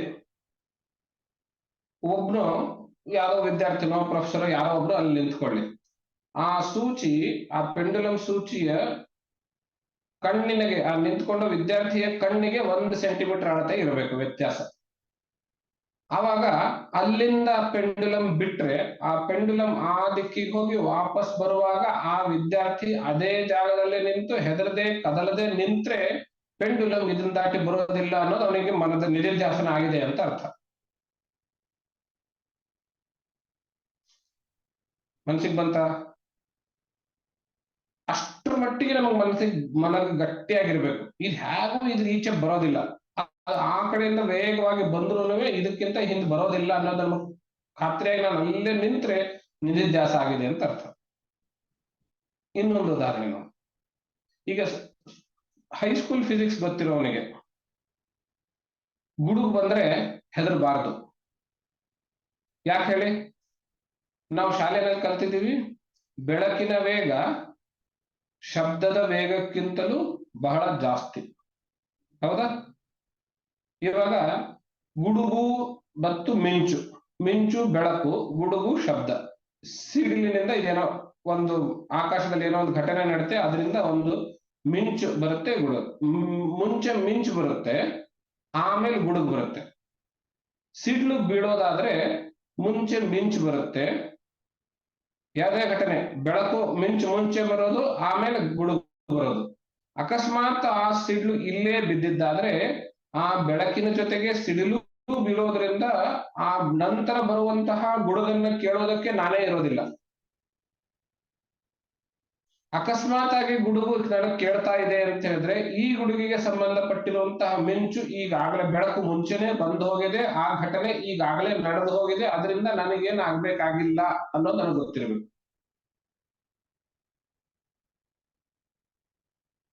ಇದು ನಿಧಿಧ್ಯಾಸನ. ಬೆಳಕಿನ ವೇಗ ಶಬ್ದದ ವೇಗಕ್ಕಿಂತ ಹೆಚ್ಚಿಗೆ, ಶಬ್ದದ ವೇಗ ಕಡಿಮೆ ಅನ್ನೋದು ನಿಧಿಧ್ಯಾಸನವಾಗಿದ್ರೆ ಗುಡುಗು ಬಂದಾಗ ಹೆದರಕೂಡುದು. ಗುಡುಗು ಕೇಳಿಸ್ತಾ ಇದೆ ಅಂತ ಹೇಳಿದ್ರೆ ಆ ಗುಡುಗಿಗೆ ಸಂಬಂಧಪಟ್ಟಿರುವಂತಹ ಘಟನೆ ಈಗಾಗಲೇ ನಡೆದು ಹೋಗಿದೆ, ಅದರ ಬೆಳಕು ಮಿಂಚಿನ ರೂಪದಲ್ಲಿ ಈಗಾಗಲೇ ಬಂದು ಹೋಗಿದೆ, ನಂತರ ಗುಡುಗು ಬರ್ತಾ ಇದೆ. ಆದ್ರಿಂದ ಗುಡುಗು ಕೇಳುವಾಗ ಹೆದರಕ್ಕೂ ಅರ್ಥ ಇಲ್ಲ. ಅಕಸ್ಮಾತ್ ಇಲ್ಲಿಯೇ ಬೀಳೋದಾಗಿದ್ರೆ ಆ ಗುಡುಗನ್ನ ಕೇಳೋದು, ಆ ಸಂಬಂಧ ಸಿಡಿಲು ಬೀಳುವ ಆ ಘಟನೆಗೆ ಸಂಬಂಧಪಟ್ಟಿರುವಂತಹ ಶಬ್ದವನ್ನ, ಗುಡುಗನ್ನ ನಾನು ಕೇಳೋದಕ್ಕೆ ನಾನೇ ಇರೋದಿಲ್ಲ. ನಾನು ಇದೀನಿ, ಕೇಳ್ತಾ ಇದ್ದೀನಿ ಅಂತ ಹೇಳಿದ್ರೆ ಆ ಮಿಂಚು ನನ್ನ ಕಡೆ ಬರೋದಿಲ್ಲ, ಈಗಾಗಲೇ ಆಗೋಗಿದೆ ಅಲ್ಲಿ ಅಂತ ಅರ್ಥ. ಇದು ನಿಧಿಧ್ಯಾಸನದ ಪ್ರಕಾರ. ಈ ಹಂತಕ್ಕೆ ನಾವು ಆತ್ಮವು ಶರೀರದ ಮನಸ್ಸುಗಳಲ್ಲ, ಪರಬ್ರಹ್ಮವೇ ಅನ್ನೋದನ್ನು ತಿಳ್ಕೊಳ್ಬೇಕು. ಆ ಹಂತಕ್ಕೆ ಇರ್ಬೇಕು. ಆ ಹಂತಕ್ಕೆ ಇರೋದು ಹೇಗೂ ದೃಷ್ಟಾಂತ ಕೊಡ್ತೀನಿ. ಸದಾಶಿವ ಬ್ರಹ್ಮೇಂದ್ರರು ಅಂತ ತಮಿಳುನಾಡಿನಲ್ಲಿ ಮಹಾನ್ ಸಾಧಕರು. ಯಾವುದೋ ಒಂದು ವನದಲ್ಲಿ ಅಥವಾ ಉಪವನದಲ್ಲಿ ಒಬ್ಬ ರಾಜ ಅವನು ಸ್ತ್ರೀಯ ಜೊತೆಗೆ ಏಕಾಂತದಲ್ಲಿರುವಾಗ ಪಾಪ ಇವರು ಯೋಗಿಗಳು ಅವಧೂತರು ಅದರ ಮಧ್ಯದ ಅವರಿಬ್ಬರ ಮಧ್ಯದಲ್ಲಿಯೇ ಹೋದ. ಆ ಮಧ್ಯದಲ್ಲಿ ಹೋದಾಗ ಅವನು ಭುಜ ರಾಜನಿಗೆ ತಾಕ್ತು. ಅವನಿಗೆ ಭಯಂಕರ ವಿಪರೀತ ಕೋಪ ಬಂತು. ನಾವು ನಮ್ಮ ಏಕಾಂತದಲ್ಲಿರುವಾಗ ಇವನು ಹೀಗೆ ಹೋಗ್ತಾನೆ ಅಂತ ಹೇಳಿ ಯಾವ ಭುಜ ಅವನಿಗೆ ರಾಜನಿಗೆ ತಾಕಿತ್ತೋ ತನ್ನ ಕತ್ತಿಯಿಂದ ಆ ಭುಜವನ್ನ ಥಕ್ಕಂತ ಹೊಡೆದು ಕತ್ತರಿಸ್ಬಿಟ್ಟ. ಅವರು ಏನು ಆಗೇ ಇಲ್ಲ ಅಂತ ಅನ್ನೋ ತರ ಅದನ್ನು ಹೀಗೆ ಇಟ್ಕೊಂಡೆ ಹಾಗೇನೆ ಮುಂದೆ ಹೋಗ್ತಾ ಇದ್ದಾರೆ. ಯಾಕೆಂದ್ರೆ ಅವ್ರಿಗೆ ಗೊತ್ತು, ಈ ಶರೀರ ನಾನಲ್ಲ, ಈ ಶರೀರಕ್ಕಾಗಿರೋ ದುಃಖ ನನಗಿಲ್ಲ, ಇದಕ್ಕಾಗಿರೋ ಬೇನೆ ನನಗಲ್ಲ ಅಂತ. ಅದು ನಿಧಿಧ್ಯಾಸ. ಆ ಹಂತಕ್ಕೆ ನಾವು ಹೋಗ್ಬೇಕು ಅಂತ ಹೇಳಿದ್ರೆ ಸಾಕಷ್ಟು ಸಾಧನೆ ಮಾಡಬೇಕು. ನಾವು ತತ್ವಮಸ್ಯಾದಿ ಮಹಾವಾಕ್ಯಗಳಿಂದ ಶ್ರವಣ ಮಾಡ್ಕೊಂಡಿವಿ. ಆಮೇಲೆ ಶರೀರ ನಾನಲ್ಲ, ಆದ್ರಿಂದ ಶರೀರಕ್ಕಿರೋ ದುಃಖ ನಾನಲ್ಲ ಅಂತ ನನ್ನ ಮನಸ್ಸಿಗೆ ನಾನು ಹೇಳ್ಕೊಂಡೆ, ಇದು ಮನನ ಮಾಡು. ಮನಸ್ಸು ನಾನಲ್ಲ, ಮನಸ್ಸಿಗೆ ಬರೋ ಸುಖ ದುಃಖಗಳು ನನಗಲ್ಲ, ಅದು ನನ್ನ ಮನಸ್ಸಿಗೆ ನಾನು ಹೇಳ್ಕೊಂಡೆ, ಅದು ಮನನ. ನಾನು ನಿರ್ಗುಣನಾಗಿದ್ದೇನೆ, ತ್ರಿಗುಣಾತೀತನಾಗಿದ್ದೇನೆ, ನನ್ನ ಮನಸ್ಸಿಗೆ ನಾನು ಹೇಳ್ಕೊಂಡೆ, ಅದನ್ನ ಮನನ. ಈಗ ಅದನ್ನು ನಿಧಿಧ್ಯಾಸನ ಮಾಡ್ಕೊಳ್ಬೇಕು. ಯಾವ ರೀತಿ ಫಿಸಿಕ್ಸ್ ಮೇಸ್ಟ್ರು ಗುಡುಗಿಗೆ ಹೆದರೋದಿಲ್ವೋ, ಪೆಂಡುಲಮ್ ತುದಿಗೆ ಗುಂಡು ಸೂಜಿ ಚುಚ್ಚಿದ್ರು ಅವನು ಆ ಸ್ಟಾರ್ಟಿಂಗ್ ಪಾಯಿಂಟ್ ಇಂದ ಹಿಂದೆ ಸರಿಯೋದಿಲ್ವೋ, ಅವನು ಆ ತರದ ಮೇಷ್ಟ್ರಷ್ಟೇ ಆತ್ಮಸಾತ್ ಮಾಡ್ಬೋದು. ನೀವು ಯೂಟ್ಯೂಬ್ ಅಲ್ಲಿ ಫೇಸ್ಬುಕ್ ಅಲ್ಲಿ ಒಬ್ಬ ಫಿಸಿಕ್ಸ್ ಟೀಚರ್ದು ವಿಡಿಯೋ ನೀವು ನೋಡಿರಬಹುದು. ಬಹಳ ಮುಪ್ಪಾನು ವಯಸ್ಸು ಫಿಸಿಕ್ಸ್. ಅವನು ಈ ತರದ ಪ್ರಾಕ್ಟಿಕಲ್ಗಳನ್ನು ತನ್ನ ಕ್ಲಾಸಲ್ಲೇ ಮಾಡಿಯೇನೆ ತೋರಿಸಿರ್ತಾನೆ. ಅಂತಹ ವಿಡಿಯೋಗಳು ನೋಡಿರ್ಬೋದು. ಆ ರೀತಿ ಫಿಸಿಕ್ಸ್ ಟೀಚರ್ಗೆ ಇದು ಎಲ್ಲ ಆಗೋದಿಲ್ಲ. ಅದು ನಿಧಿಧ್ಯಾಸನ. ಅದು ಅಷ್ಟು ಆತ್ಮಸಾತ್ ಮಾಡ್ಕೊಂಡಿರ್ಬೇಕು. ಸುಮ್ನೆ ಹಾಸ್ಯಕ್ಕೆ ಹೇಳ್ತೇನೆ, ಆತ್ಮಸಾತ್ ಅನ್ನೋದು, ನಿಧಿಧ್ಯಾಸನ ಅನ್ನೋದು ಇನ್ನು ಹೇಗಿರ್ತದೆ ಅಂತೇಳಿ. ಕನ್ನಡ ಮೇಷ್ಟ್ರು, ವ್ಯಾಕರಣದ ಮೇಷ್ಟ್ರು ಮದುವೆಗೆ ಆಗಿ ಹೊಸದಾಗಿ ಹೆಂಡತಿ ತವ್ರ ಮನೆಗೆ ಹೋಗಿದ್ದಾಳೆ. ಅಲ್ಲಿಂದ ಪಾಪ ಇವರಿಗೆ ಪತ್ರ ಬರೆದಿದ್ದಾಳೆ. ಪತ್ರ ಬರೆದಾಗ ಆ ಪತ್ರದಲ್ಲಿ ಒಂದು 3-4 ವ್ಯಾಕರಣದ ಒತ್ತಕ್ಷರ ಅದು ಇದು ತಪ್ಪುಗಳಿದ್ದಾವೆ. ಇವನು ಅದಕ್ಕೆ ಆ ಪತ್ರಕ್ಕೆ ಮರು ಪತ್ರವಾಗಿ ಇಲ್ಲಿ ತಪ್ಪುಗಳೇ, ಇದನ್ನು 100 ಸರ್ತಿ ಬರೆದುಕೊಂಡು ಬನ್ನಿ, 10 ಸರ್ತಿ ಬರೆದುಕೊಂಡು ಬನ್ನಿ ಅಂತ ಇವನು ವಾಪಸ್ ಅವರಿಗೆ ಪತ್ರ ಹಾಕಿದ್ದ. ಇದು ನಿಧಿಧ್ಯಾಸ. ಹಾಸ್ಯವಾಗಿರಬಹುದು, ಆದ್ರೆ ನಿಧಿಧ್ಯಾಸ ಅಂದ್ರೆ ಹೀಗಿರುತ್ತೆ. ಹೀಗೆ ಈ ಮಟ್ಟಕ್ಕೆ ನಾವು ಆತ್ಮಸಾತ್, ಆತ್ಮವನ್ನ ನಾನು ಈ ಶರೀರೇಂದ್ರಿಯಗಳಲ್ಲ, ನಾನು ಶುದ್ಧವಾದ ನಿರ್ಮಲವಾದ ಆತ್ಮ, ಅದು ಸತ್ಯಜ್ಞಾನಾನಂತ ಲಕ್ಷಣ ಕೂಡಿದ ಬ್ರಹ್ಮವೇ ನಾನು ಅನ್ನೋದನ್ನ ಆ ಮಟ್ಟಕ್ಕೆ ನಾನು ನನ್ನ ಮನಸ್ಸಿಗೆ ಹೇಳ್ಕೊಂಡು ತಯಾರಿ ಮಾಡ್ಕೊಳ್ಬೇಕು. ಆ ತಯಾರಿ ಮಾಡ್ಕೊಳ್ಳೋದಕ್ಕೆ ಈಗ ಹೇಳ್ತಾ ಇರುವಂತಹ ಶ್ಲೋಕಗಳು ನಮಗೆ ಸಹಾಯಕ್ಕೆ ಬರ್ತವೆ. ಏನೇನು ಅಂತ ನೋಡೋಣ. ವಿವಿಕ್ತ ದೇಶ ಆಸೀನ ವಿರಾಗೋ ವಿಜಿತೇಂದ್ರಿಯ ಭಾವಯೇದೇಕಮಾತ್ಮಾನಂ ತಮನನ್ಯಧೀಹಿ. ಈ ರೀತಿ ನಿಧಿಧ್ಯಾಸನ ಮಾಡೋದಕ್ಕೆ ಅನನ್ಯಧೀಯಾಗಿ, ಅಂದ್ರೆ ಬೇರೆ ಕಡೆ ಬುದ್ಧಿಯು ಹರಿಸದಂತೆ, ಮನಸ್ಸು ಹೋಗದಂತೆ ಆತ್ಮವನ್ನೇ ಧ್ಯಾನಿಸಬೇಕು. ಭಾವಯೇ, ಆತ್ಮವನ್ನೇ ಭಾವಿಸಬೇಕು. ಹಾಗೆ ಮಾಡೋದಕ್ಕೆ ಏನ್ ಮಾಡ್ಬೇಕು ಅಂದ್ರೆ, ವಿವಿಕ್ತ ದೇಶ ಆಸೀನೋ, ಜನ ಹೆಚ್ಚು ಓಡಾಡದೇ ಇರೋ ಪ್ರದೇಶದಲ್ಲಿ ಹೋಗಿ ಅಥವಾ ನಿರ್ಜನ ಪ್ರದೇಶದಲ್ಲಿ ಹೋಗಿ ಅಂತ. ಆದ್ರಿಂದಲೇನೆ ಅದು ಅನಿವಾರ್ಯ ಅಂತೇನಲ್ಲ, ಹೆಚ್ಚು ಸಹಾಯಕ, ಹೆಚ್ಚು ಪೂರಕ ಅಂತ ಏಕಾಂತದಲ್ಲಿರೋದು. ಹಾಗೆ ವಿರಾಗ, ವೈರಾಗ್ಯವನ್ನ ತಾಳಿ, ವಿಜಿತೇಂದ್ರಿಯ, ಇಂದ್ರಿಯಗಳನ್ನು ಗೆದ್ದು, ಭಾವಯೇದೇಕಮಾತ್ಮಾನಂ, ಒಂದೇ ಆತ್ಮನನ್ನ ಅನನ್ಯಧಿಯಾಗಿ, ಬೇರೆ ಕಡೆ ಮನಸ್ಸು ಬುದ್ಧಿ ಹೋಗದಂತೆ ಆ ಆತ್ಮನಲ್ಲಿಯೇನೆ ನೆಲೆ ನಿಲ್ಲೋದು. ಅದಕ್ಕೆ ಹೇಳ್ತಾರೆ ಧ್ಯಾನ. ಧ್ಯಾನ ಅಂದ್ರೇನು?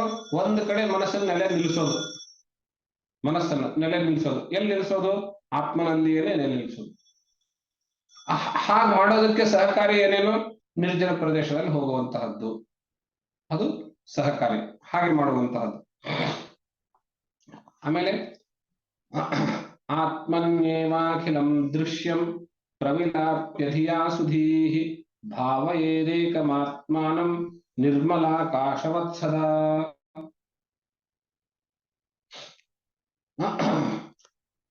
ಸುಧೀಹಿ ಅಂದ್ರೆ ಜ್ಞಾನಿಯಾದಂಥವನು. ಜ್ಞಾನಿಯಾದಂಥವನು ಅಂತ ಹೇಳಿದ್ರೆ, ನಾನು ಈ ಶರೀರೇಂದ್ರಿಯಗಳನ್ನ ಅಲ್ಲ ಅಂತ ತಿಳ್ಕೊಂಡವನು, ನಾನು ಶುದ್ಧವಾದ ನಿರ್ಮಲ ಆತ್ಮನು ಎಂದು ತಿಳಿದುಕೊಂಡವನು. ಹಾಗೆ ತಿಳಿದುಕೊಂಡವನು ದೃಶ್ಯಂ ಅಖಿಲಂ, ಎಲ್ಲ ದೃಶ್ಯ ಅಂದ್ರೆ, ದೃಶ್ಯ ಅಂದ್ರೇನು?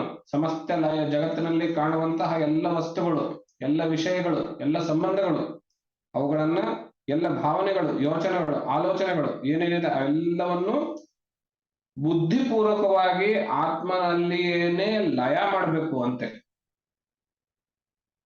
ಪ್ರವಿಲಾಪ್ಯ, ಬುದ್ಧಿಪೂರ್ವಕವಾಗಿ ಆತ್ಮನಲ್ಲಿ ಲಯ ಮಾಡಬೇಕು ಅಂತ. ಆತ್ಮನಲ್ಲಿ ಲಯ ಮಾಡೋದು ಅಂದ್ರೆ ಏನು? ಇದನ್ನ ತಿಳ್ಕೊಳ್ಳೋದಕ್ಕೆ ನೀವು ಇನ್ನೂ ಒಂಚೂರು ವಿಷಯ ತಿಳ್ಕೊಳ್ಬೇಕು. ನಾವುಗಳು ನಿರಂತರವಾಗಿ ಯಾವಾಗಲೂ ಎರಡು ಜಗತ್ತಿನಲ್ಲಿ ವಾಸಿಸ್ತಾ ಇರ್ತೀವಿ. ಒಂದು ನಮ್ಮ ಹೊರಗಡೆ ಕಾಣುವಂತಹ ಜಗತ್ತು, ಇನ್ನೊಂದು ನಾವು ನಮ್ಮ ಮನಸ್ಸಿನಲ್ಲಿಯೇನೆ ಒಂದು ಜಗತ್ತನ್ನ ನಿರ್ಮಿಸಿಕೊಂಡಿದ್ದೀವಿ. ಆ ಜಗತ್ತು, ನಮ್ಮ ಮನಸ್ಸಿನಲ್ಲಿಯೇ ಒಂದು ಜಗತ್ತನ್ನ ನಿರ್ಮಿಸಿಕೊಂಡಿದ್ದೀವಿ ಅನ್ನೋದಕ್ಕೆ ಒಂದು ಉದಾಹರಣೆ ಕೊಡ್ತೀನಿ ನಿಮ್ಗೆ. ಬಸ್ ಅಲ್ಲಿ ಹೋಗ್ತಿರ್ತೀರಿ, ಕಿಟಕಿನಲ್ಲಿ ಕೂತಿರ್ತೀರಿ, ರಸ್ತೆನಲ್ಲಿ ಒಂದು ರಸ್ತೆ ಅಪಘಾತ ಆಯ್ತು. ಆ ರಸ್ತೆ ಅಪಘಾತದಲ್ಲಿ ಯಾರೋ ತುಂಬಾ ಗಾಯಗೊಂಡ್ರು. ಆವಾಗ ಆ ಗಾಯ ವ್ಯಕ್ತಿ ನಮ್ಮ ಮನೆಯ ಪಕ್ಕದವನೋ, ನನ್ ಗೆಳೆಯನ್ ಮಗನೋ, ನಮ್ಗೆ ಗೊತ್ತಿರೋನೋ ಆಗಿದ್ರೆ ನಮ್ಮ ರಿಯಾಕ್ಷನ್ ಹೇಗಿರುತ್ತೆ? ಅಥವಾ ನನಗೆ ಯಾವ ರೀತಿಯಿಂದ ಸಂಬಂಧವೇ ಇಲ್ಲದೆ ಇದ್ರೆ ನನ್ನ ರಿಯಾಕ್ಷನ್ ಹೇಗಿರುತ್ತೆ? ಯೋಚನೆ ಮಾಡಿ. ಎರಡು ಬೇರೆ ಬೇರೆ ಪ್ರತಿಕ್ರಿಯೆಗಳು ಇರ್ತವೆ. ಅವನು ನನಗೆ ಗೊತ್ತಿದ್ದ ಅಂತ ಹೇಳಿದ್ರೆ, ನಾನು ನನ್ನ ಸ್ಥಾನದಿಂದ ಎದ್ದು ಬಸ್ಸಲ್ಲಿ ನಿಲ್ಸಿ ಇರ್ತೇವೆ ಜೋರಾಗಿ ಕೂಗಿ ಏನೇನೋ ಪ್ರಯತ್ನ ಮಾಡಿ ನಿಲ್ಲಿಸಿ ಕೆಳಗಡೆ ಇಳಿದು ಓಡಿ ಹೋಗಿ ಅಲ್ಲಿರೋದವ್ರನ್ನ ನನ್ನ ಮೊಬೈಲ್ ಅದು ಏನೋ ತೆಗೆದುಕೊಂಡು ಆಂಬ್ಯುಲೆನ್ಸು ಪೊಲೀಸು ಅವ್ರಿಗೆ ಏನೋ ಫೋನ್ ಮಾಡಿ ವ್ಯವಸ್ಥೆ ಮಾಡ್ತೀನಿ. ಹೌದಾ? ಆ ವ್ಯಕ್ತಿ ನನ್ಗೆ ಗೊತ್ತಿಲ್ಲದೆ ಇದ್ರೆ, ಅಯ್ಯೋ ಪಾಪ ಚಿಕ್ಕ ವಯಸ್ಸು, ಎಷ್ಟು ಬೇಗ ಯಾಕೆ ಎಷ್ಟು ಬಿಡುಗಡೆ ಮಾಡ್ತಾರೆ, ಸ್ವಲ್ಪ ನಿಧಾನ ಹೋಗ್ಬೇಕು, ಹೀಗೆ ಯೋಚನೆ ಮಾಡ್ತೀನಿ. ಹೌದಾ?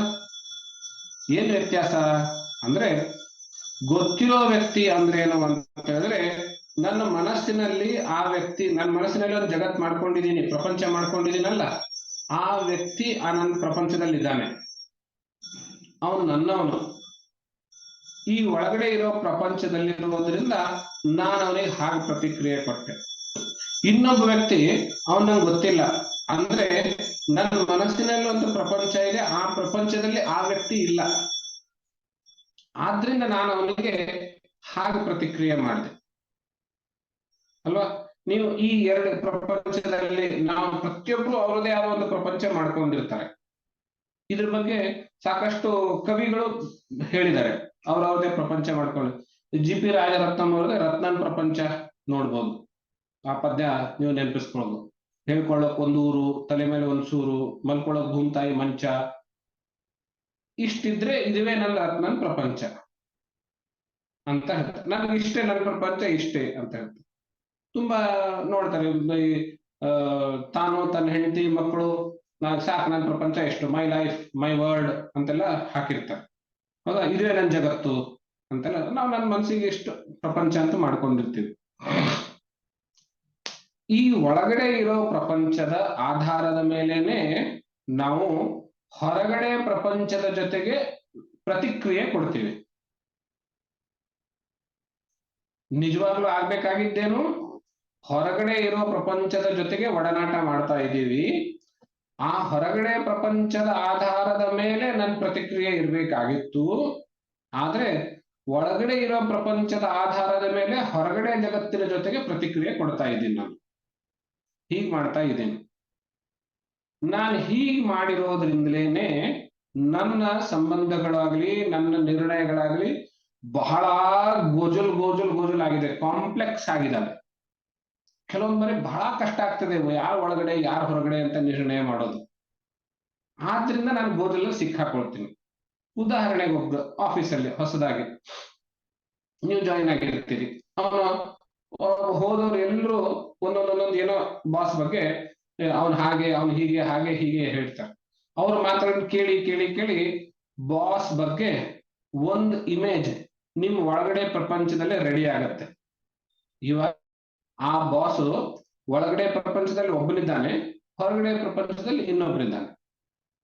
ನೀವು ನೇರವಾಗಿ ಆ ಬಾಸ್ಗೆ ಭೇಟಿ ಆದಾಗ ನಿಮ್ಗೆ ಅನುಭವ ಬರುತ್ತೆ, ಅಯ್ಯೋ ಒಳಗಡೆ ಪ್ರಪಂಚದಲ್ಲಿ ಇರೋದೆಲ್ಲ ಸುಳ್ಳು, ಅವನು ಹಾಗೆ ಇಲ್ವೇ ಇಲ್ವಲ್ಲ, ತುಂಬಾ ಚೆನ್ನಾಗಿ ಮಾತಾಡಿಸ್ತಾನೆ, ಗೌರವದಿಂದ ನೋಡ್ಕೊಳ್ತಾನೆ, ಕಾಳಜಿ ಮಾಡ್ತಾನೆ, ಇದು ಒಳಗಡೆ ಇರೋದೆಲ್ಲ ಬೇರೆ ಇದೆಯಲ್ಲ ಅಂತ ಆಗತ್ತೆ. ಆವಾಗ ನಾನೇನ್ ಮಾಡ್ತೀನಿ, ಈ ಒಳಗಡೆ ಇರೋ ಬಾಸ್ ಅನ್ನ ತೆಗೆದು ಹಾಕ್ತೀನಿ, ಮನಸ್ಸಿಂದ ಒಳಗಡೆ ಇರೋ ಪ್ರಪಂಚದಿಂದ ತೆಗೆದು ಹಾಕ್ತೀನಿ. ಆವಾಗ ಹೊರಗಡೆ ಇರೋ ಬಾಸನ ಜೊತೆಗೆ ನನಗೂ ಅವನಿಗೂ ವ್ಯವಹಾರ ಬಹಳ ಸುಮಧುರವಾಗಿರುತ್ತದೆ. ಒಂದು ವೇಳೆ ಇಲ್ಲಿ ಒಳಗಡೆ ಇರೋ ಬಾಸ್ ಅನ್ನ ನಾನು ಹಾಗೇನೆ ಇಟ್ಕೊಂಡೇನೆ ಅವನ ಜೊತೆಗೆ ವ್ಯವಹಾರ ಮಾಡಿದ್ರೆ ನನಗೂ ಅವನಿಗೂ ವ್ಯವಹಾರ ಬಹಳ ಗೋಜಲಾಗಿರ್ತದೆ. ಆವಾಗ ನಾನು ಪ್ರಿಜುಡೈಸ್ಡ್ ಆಗಿ ವ್ಯವಹಾರ ಮಾಡ್ತಾ ಇರ್ತೀನಿ ಅಲ್ವಾ? ಅಂದ್ರೆ ಏನರ್ಥ, ಒಳಗಡೆ ಇರೋ ಪ್ರಪಂಚದಲ್ಲಿರುವಂತಹ ವಸ್ತು, ವ್ಯಕ್ತಿ, ವಿಷಯ, ಭಾವನೆ, ಆಲೋಚನೆ ಎಷ್ಟೆಷ್ಟು ನಾನು ತೆಗೆದುಹಾಕಿ ಲಯ ಮಾಡ್ತೇನೋ, ತೆಗೆದುಹಾಕ್ತೇನೋ, ಅಷ್ಟಷ್ಟು ಹೊರಗಡೆ ಇರೋ ಜಗತ್ತು ಸುಂದರ ಸುಮಧುರವಾಗಿ ಕಾಣ್ತಾ ಹೋಗುತ್ತೆ. ಇವಾಗ ಇಲ್ಲಿ ಹೇಳ್ತಾ ಇರುವಂತಹದ್ದು ಪ್ರವಿಲಾಪ್ಯ ಧಿಯಾ ಸುಧೀಹಿ, ಎಲ್ಲವನ್ನೂ ಆತ್ಮನಲ್ಲಿಯೇನೆ ಲಯ ಮಾಡಿ ಅಂತ ಹೇಳಿದ್ರೆ, ಒಳಗಡೆ ಇರೋ ಪ್ರಪಂಚದಲ್ಲಿ ಏನೇನೇನೇನೇನೇನು ಇದೆಯೋ ಅದೆಲ್ಲವನ್ನು ತೆಗೆದುಹಾಕಿ ಒಳಗಡೆ ಪ್ರಪಂಚಕ್ಕೂ ಹೊರಗಡೆ ಪ್ರಪಂಚಕ್ಕೂ ವ್ಯತ್ಯಾಸವೇ ಇಲ್ಲದೆ ಇರೋಷ್ಟು ನೀವು ಕ್ಲಿಯರ್ ಮಾಡ್ಕೊಂಡ್ಬಿಟ್ರೆ, ಆವಾಗ ನಾನು ಅದು ಅನ್ನೋ ಭೇದ ಉಳಿಯೋದಿಲ್ಲ. ನನ್ನದು ಹೊರಗಡೆದು ಅನ್ನೋ ಭೇದ ಉಳಿಯೋದಿಲ್ಲ. ಆವಾಗ ಎಲ್ಲವೂ ನಾನೇ ಆಗ್ತೀನಿ. ಎಲ್ಲವೂ ನಾನೇ ಆದಾಗ ನಿರ್ಮಲ ಆಕಾಶವತ್, ನಿರ್ಮಲ ಆಕಾಶದಂತೆ ಎಲ್ಲವನ್ನೂ ನಾನು ಹಾಸು ಹೊಕ್ಕಾಗಿ ನೋಡ್ತಾ ಇರೋದ್ರಿಂದ ನನಗೆ ಬೇರೆದು ಒಳಗಡೆದು ಅನ್ನೋ ಭಾವನೆ ಬರೋದಿಲ್ಲ. ಎಲ್ಲವೂ ಒಂದಾಗಿಯೇ ಕಾಣುತ್ತೆ. ಎಲ್ಲವನ್ನು ಒಂದಾಗಿಯೇ ನೋಡಬೇಕು ಅನ್ನೋದೇನೆ ಇಲ್ಲಿ ಬುದ್ಧಿಪೂರ್ವಕವಾಗಿ ನೀನು ದೃಶ್ಯವನ್ನ, ಎಲ್ಲ ಜಗತ್ತನ್ನ ಲಯ ಮಾಡು, ಆತ್ಮನಲ್ಲಿ ಲಯ ಮಾಡು ಅಂತ ಹೇಳ್ತಾ ಇದ್ದಾರೆ. ಆತ್ಮನಲ್ಲಿ ಲಯ ಮಾಡಿ ಕೇವಲ ಆತ್ಮನನ್ನೇ ಚಿಂತಿಸುವಂತ ಇದೇ ಮಾತನ್ನ ಸ್ವಲ್ಪ ಮುಂದುವರಿಸಿ ಮುಂದಿನ ಶ್ಲೋಕದಲ್ಲಿ ಹೇಳ್ತಾರೆ. ಎಲ್ಲವನ್ನು ಲಯ ಮಾಡೋದು ಒಂದೇ, ಆತ್ಮನಲ್ಲಿಯೇ ಲಯ ಮಾಡಿ ಕೇವಲ ಆತ್ಮವನ್ನೇ ನೀನು ಚಿಂತಿಸು, ಧ್ಯಾನಿಸು ಅಂದ್ರೆ ಏನರ್ಥ? ಮುಂದಿನ ಶ್ಲೋಕದಲ್ಲಿ ರೂಪ ವರ್ಣಾದಿಕಂ ಸರ್ವಂ ವಿಹಾಯ ಪರಮಾರ್ಥವಿತ ಪರಿಪೂರ್ಣ ಚಿದಾನಂದ ಸ್ವರೂಪೇಣಾವತಿಷ್ಠತಿ.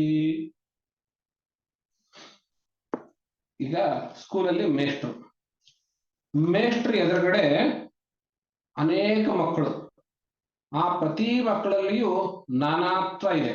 ಒಬ್ನು ಎತ್ತರಿದ್ದಾನೆ, ಕುಳ್ಳಗಿದ್ದಾನೆ, ಒಬ್ನು ಕಪ್ಪಗಿದ್ದಾನೆ, ಒಬ್ನು ಬೆಳ್ಳಗಿದ್ದಾನೆ, ಒಬ್ನು ಫಾಸ್ಟ್ ಲರ್ನರ್ ಇದ್ದಾನೆ, ಒಬ್ನು ಸ್ಲೋ ಲರ್ನರ್ ಇದ್ದಾನೆ, ಒಬ್ನು ಅವರೇಜ್ ಇದ್ದಾನೆ, ಒಬ್ನು ಬ್ರಾಹ್ಮಣ, ಇನ್ನೊಬ್ನು ಕ್ಷತ್ರಿಯ, ಒಬ್ನು ತುಂಬಾ ಚೂಟಿ, ಇನ್ನೊಬ್ನು ಶಾಂತ ಸ್ವಭಾವ, ಒಬ್ನು ತೀರಾ ಹಠಮಾರಿ, ಇನ್ನೊಬ್ನು ಬಹಳ ಕೋಆಪರೇಟಿವ್. ಹೀಗೆ ಅನೇಕರಿದ್ದಾರೆ. ಮೇಷ್ಟ್ರಾದಂಥವನು, ಪ್ರಾಮಾಣಿಕ ಮೇಷ್ಟ್ರಾದಂಥವನು ಅವ್ರ ಹೆಸರು, ಕುಲ, ಗೋತ್ರ, ಜಾತಿ, ವರ್ಣ, ಬುದ್ಧಿವಂತಿಕೆ, ಎತ್ತರ, ಅಗಲ, ತೂಕ ಎಲ್ಲವನ್ನೂ ಪಕ್ಕಕ್ಕಿಟ್ಟು ಅವರು ವಿದ್ಯಾರ್ಥಿ ಎಂಬುದಾಗಿ ಮಾತ್ರ ನೋಡ್ತಾನೆ. ಹೌದು ತಾನೆ? ಅವಾಗ ಅವನು ಏನ್ ಮಾಡ್ದ? ರೂಪ ವರ್ಣಾದಿಕಂ ಸರ್ವಂ ವಿಹಾಯ, ಹೆಸರು, ಗೋತ್ರ, ಕುಲ ಎಲ್ಲ ಬಿಟ್ಟು ಅವ್ರು ನನ್ನ ವಿದ್ಯಾರ್ಥಿ ಎಂಬುದಾಗಿ ಏಕತ್ವದಿಂದ ಅವ್ನು ನೋಡ್ದ. ಅದು ಪರಮಾರ್ಥವಿತ್. ಅವರು ಮೊದಲು ವಿದ್ಯಾರ್ಥಿ, ಆಮೇಲೆ ಮಿಕ್ಕಿದ್ದೆಲ್ಲವೂ ಅಲ್ವೇ? ಆದ್ರಿಂದ ಅದು ಮೂಲವಾಗಿರೋದನ್ನ ನೋಡಿ ಪರಿಪೂರ್ಣ ಚಿದಾನಂದ ಸ್ವರೂಪೇಣಾವತಿಷ್ಠತಿ. ಯಾರು ಕೇವಲ ವಿದ್ಯಾರ್ಥಿಯಾಗಿ ನೋಡ್ತಾರೆಯೋ ಆವಾಗ ಅವನಿಗೆ ಯಾವ ರೀತಿಯ ಏಳು ಬೀಳು, ಅವನು ಹೀಗೆ ಹಾಗೆ ಎನ್ನುವಂತಹ ಮನಸ್ಸಿನಲ್ಲಿ ಗೊಂದಲಗಳು ಇತ್ಯಾದಿಗಳು ಏನು ಬರುವುದಿಲ್ಲ. ಅವನು ಒಂದೊಂದು ಇದೊಂದು ಅಂತ ಏನಾದ್ರೂ ಭಾವಿಸಿದ್ರೆ ಆ ವಿದ್ಯಾರ್ಥಿ ಅವನು ಹಾಗಿದ್ದಾನೆ, ಹಾಗೆ ಉತ್ತರ ಕೊಟ್ಟ, ಇವನು ಹೀಗೆ ಎತ್ತರದಿಂದ ಇದ್ದಾನೆ, ಅವನು ನೋಡೋದಕ್ಕೆ ಕಷ್ಟ, ಹಾಗೆಲ್ಲ ಅಂತ ಹೇಳಿ ಏನೇನೇನೋ ಗೊಂದಲಗಳು ಮನಸ್ಸಿನಲ್ಲಿ ಕಾಣುತ್ತವೆ. ಆದ್ರಿಂದ ಎಲ್ಲವನ್ನೂ ಪಕ್ಕಕ್ಕಿಟ್ಟು ಕೇವಲ ವಿದ್ಯಾರ್ಥಿಯಾಗಿ ನೋಡಿದ್ರೆ ಪರಿಪೂರ್ಣ ಚಿದಾನಂದ ಸ್ವರೂಪೇಣಾವತಿಷ್ಠತಿ. ಇದೇ ಪ್ರಕಾರವಾಗಿ ನಾನು ನಾನಾತ್ಮಕವಾಗಿರುವಂತಹ ಜಗತ್ತನ್ನ ಎಲ್ಲವನ್ನೂ ಬಿಟ್ಟು ಒಂದಾಗಿ ನೋಡಿದೆ. ಒಂದಾಗಿ ನೋಡೋದು ಅಂದ್ರೇನು? ಶಾಲೆಯಲ್ಲಿ ವಿದ್ಯಾರ್ಥಿಯಾಗಿ ನೋಡಿದೆ, ರಾಜನಾಗಿ ಪ್ರಜೆಗಳಾಗಿ ನೋಡಿದೆ, ಮತ್ತು ಅದಕ್ಕಿಂತ ದೊಡ್ಡದಾಗಿ ಸತ್ಪುರುಷನಾಗಿ ಮನುಷ್ಯರಾಗಿ ನೋಡಿದೆ, ಪ್ರತಿಯೊಬ್ಬರಿಗೂ ಜೀವಿಗಳಾಗಿ ನೋಡಿದೆ, ಪರಮಾತ್ಮನಾಗಿಯೇನೆ ನೋಡಿದೆ, ಬ್ರಹ್ಮವಾಗಿ ಎಲ್ಲವನ್ನೂ ಬ್ರಹ್ಮವಾಗಿಯೇನೆ ನೋಡಿದೆ. ಹೌದಾ? ಹಾಗೆ ನೋಡೋದಕ್ಕಾಗೋದು ಇದು ನಿಧಿಧ್ಯಾಸನ ಕ್ರಮ. ಏಕಾಂತದಲ್ಲಿ ಆ ವಿಜಿತೇಂದ್ರಿಯನಾಗಿ ವೈರಾಗ್ಯವನ್ನ ತಾಳಿ ಏಕಾಂತದಲ್ಲಿ ನಾನು ಧ್ಯಾನ ಮಾಡುವಂತಹದ್ದು, ಆತ್ಮವನ್ನ ನಿರಂತರವಾಗಿ ಅದನ್ನೇ ಹೇಳ್ಕೊಳ್ಳುವಂತಹದ್ದು, ಆಮೇಲೆ ಎಲ್ಲವನ್ನು ಆತ್ಮದಲ್ಲಿ ಲಯ ಮಾಡುವಂತಹದ್ದು. ಆತ್ಮದಲ್ಲಿ ಲಯ ಮಾಡೋದು ಅಂದ್ರೆ ಒಳಗಡೆ ಇರೋ ಪ್ರಪಂಚವನ್ನ ಸಂಪೂರ್ಣವಾಗಿ ಖಾಲಿ ಮಾಡೋದು. ಯಾರು ಒಳಗಡೆ ಹೊರಗಡೆ ಅಂತ ಇಲ್ವೇ ಇಲ್ಲ. ಎಲ್ಲ ನಿಜವಾಗ್ಲೂ ಹೊರಗಡೆ ಜಗತ್ತಿನಿಂದ ನಮ್ಗೇನ್ ತೊಂದರೆ ಇಲ್ಲ. ಆ ಜಗತ್ತಿನ ಪ್ರತಿಬಿಂಬವನ್ನು ನಮ್ಮ ತಲೆಯಲ್ಲಿ ನಾನೇ ಮಾಡ್ಕೊಂಡಿದ್ದೀನಿ, ಇದರಿಂದಲೇನೆ ನಮ್ಗೆ ತೊಂದರೆ ಇರೋದು. ಆದ್ರಿಂದ ಈ ಒಳಗಡೆ ಇರೋ ಪ್ರಪಂಚವನ್ನ ಖಾಲಿ ಮಾಡೋದೇ ಎಲ್ಲ ಹೊರಗಡೆ ವಿಷಯಗಳನ್ನ ಆತ್ಮನಲ್ಲಿ ಲಯ ಮಾಡೋದು ಅಂತ ಅರ್ಥ. ಹಾಗೆ ರೂಪ ವರ್ಣಾದಿ ಇತ್ಯಾದಿಗಳನ್ನ ನಾವು ನಾನಾತ್ಮಕಕ್ಕೆ ಕಾರಣವಾಗಿರುವಂತಹ ನಾಮರೂಪಗಳು, ವರ್ಣಾದಿಗಳು ಎಲ್ಲವನ್ನು ನಾನು ಬಿಟ್ಟು ಕೇವಲ ಒಂದೇ ಆಗಿ ನೋಡ್ಬೇಕು. ಮೇಷ್ಟ್ರು ವಿದ್ಯಾರ್ಥಿಯಾಗಿ ನೋಡ್ತಾನೆ, ಪಾಲಕರು ಎಲ್ಲರೂ ನನ್ನ ಮಕ್ಕಳು ಅನ್ನೋ ತರ ನೋಡ್ತಾರೆ, ರಾಜನಾಗಿರೋನು ಎಲ್ಲರೂ ಪ್ರಜೆಗಳು ಅನ್ನೋ ಒಂದೇ ತರ ನೋಡ್ತಾನೆ, ಸತ್ಪುರುಷರು ಜ್ಞಾನಿಗಳು ಎಲ್ಲರೂ ಮನುಷ್ಯರು ಅನ್ನೋ ತರ ನೋಡ್ತಾರೆ. ನಾನು ಪರಮಾತ್ಮನಾಗಿ ಎಲ್ಲರೂ ಪರಮಾತ್ಮನಾಗಿಯೇನೆ ನೋಡುವಂಥದ್ದು. ನಾನು ಅಹಮೇವ ಬ್ರಹ್ಮ ಆಗಿರೋದ್ರಿಂದ ಎಲ್ಲವನ್ನು ಬ್ರಹ್ಮವಾಗಿಯೇನೆ ನೋಡುವಂತಹದ್ದು ಅದು ನಿಧಿಧ್ಯಾಸನದ ಕ್ರಮ ಅಂತ ಹೇಳ್ತಾ ಮುಂದಿನ ಶ್ಲೋಕಗಳನ್ನ ಮುಂದಿನ ಕ್ಲಾಸಲ್ಲಿ ಮಾಡುವಂತ. ಇನ್ನು 4 ಶ್ಲೋಕಗಳು ಆಗ್ತವೆ. 4 ಶ್ಲೋಕಗಳು ನಾವು ಮುಂದಿನ ಕ್ಲಾಸಲ್ಲಿ ಮಾಡಬಹುದು. ಏನಾದ್ರೂ ಈಗ ಪ್ರಶ್ನೆ ಅಂತ ಅನ್ಸಿದ್ರೆ ಕೇಳಬಹುದು. ಡಿಫರೆನ್ಸ್ ಬಿಟ್ವೀನ್ ಸರ್ವಾತ್ಮ ಭಾವ ಅಂಡ್ ಅಹಂ ಆಕಾಶವತ್ ಸರ್ವ ಎರಡು ಒಂದೇ, ಏನು ವ್ಯತ್ಯಾಸ ಇಲ್ಲ, ಬೇರೆ ಶಬ್ದಗಳಲ್ಲಿ ಹೇಳಿದ್ದಾರೆ ಅಷ್ಟೇ. ದ್ವೈತ ಭಾವ will you give one more example? ನಾನ್ ಬೇರೆ, ಭಗವಂತ ಬೇರೆ ಅಂತ ಭಾವಿಸೋದು ಹೇಗೋ ಹಾಗೆ ನಾನ್ ಬೇರೆ, ನನ್ನ ಎದುರುಗಡೆ ಇರೋ ವ್ಯಕ್ತಿ ಬೇರೆ ಅಂತ ಭಾವಿಸೋದು, ನಾನ್ ಬೇರೆ, ಈ ಜಗತ್ ನನ್ಗಡೆ ಇರುವಂತಹ ಜಗತ್ತು ಬೇರೆ ಅಂತ ಭಾವಿಸೋದು, ಈ ಮೂರರಲ್ಲಿಯೂ ದ್ವೈತ ಭಾವವೇನೆ. ಮನಸ್ಸಿಗೆ ಬಂತ ಉತ್ತರ ಇದು? How about inside we think then our self that one? ಏನ್ ಹೇಳ್ಬೇಕು ಅನ್ಕೊಂಡಿದ್ದೀರಾ ನೀವು? ನಾವು ಒಳಗಡೆ ಒಂದು ಅಂತ ತಿಳ್ಕೊಂಡು ಹೊರಗಡೆ ಎರಡು ಅಂತ ಭಾವಿಸ್ಬೇಕು ಅಂತನ? ಈ ನೀವು ಬರ್ದಿರೋದ್ರಿಂದ ನಂಗೆ ಪ್ರಶ್ನೆ ಅರ್ಥ ಆಗ್ತಾ ಇರ್ಲಿಲ್ಲ, ಆಗಿಲ್ಲ. ಸ್ಪಷ್ಟವಾಗಿ ಕೇಳ್ತೀರಾ? ದ್ವೈತ ಭಾವ ಆಫ್ ಥಿಂಕಿಂಗ್. ನಾನು ಎಲ್ಲರ ಜೊತೆ ಬೇರೆ ಅಂತಾನೆ ವ್ಯವಹಾರ ಮಾಡ್ತೀನಿ ತಾನೆ? ನಾನ್ ಬೇರೆ ಅವನ್ ಬೇರೆ ಅಂತ ಇಟ್ಕೊಂಡೆ ವ್ಯವಹಾರ ಮಾಡೋದು, ಅದೇ ದ್ವೈತ ಭಾವ. ಒಳಗಡೆ ಒಂದು ಅಂತ ತಿಳ್ಕೊಂಡು ಹೊರಗಡೆ ವ್ಯವಹಾರ ಮಾಡೋದು ಅಂತ ಹೀಗೇನಿರೋದಿಲ್ಲ. ನಾನು ಒಳಗಡೆನೆ ಎರಡು ಅಂತ ತಿಳ್ಕೊಂಡಿರ್ತೀನಿ, ಆದ್ರಿಂದ ದ್ವೈತ ಭಾವ ವ್ಯವಹಾರ ಮಾಡ್ತೀನಿ. ಮುಗಿಸೋಣ ಹಾಗಾದ್ರೆ. ಎಲ್ರಿಗೂ ನಮಸ್ಕಾರ, ಮುಗಿಸೋಣ.